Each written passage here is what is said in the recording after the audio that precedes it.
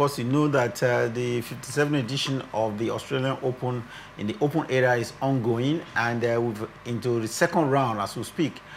Kingsley, yesterday we saw Game Moorfield in 7-5, 7-6, 6-3, 6-3, 6-2 win. This match went all the way, 4 hours, 15 minutes. That's really, really huge.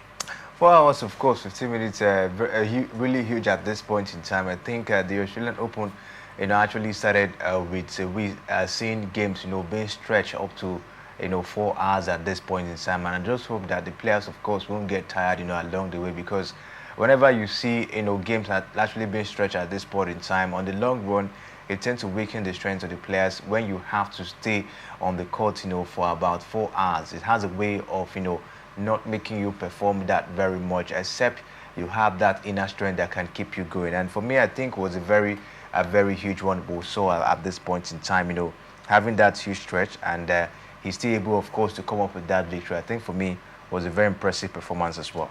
One impressive performance that has been at the Australian Open is the qualification of Carlos Alcaraz into the next stage of the competition. 6-1, 6-love, 6-4. He had against Yoshimoto Nishiyuta from Japan.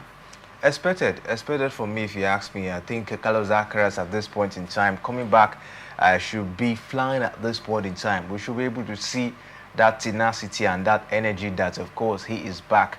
And, of course, starting up in that impressive fashion, I think for me is a good way to go.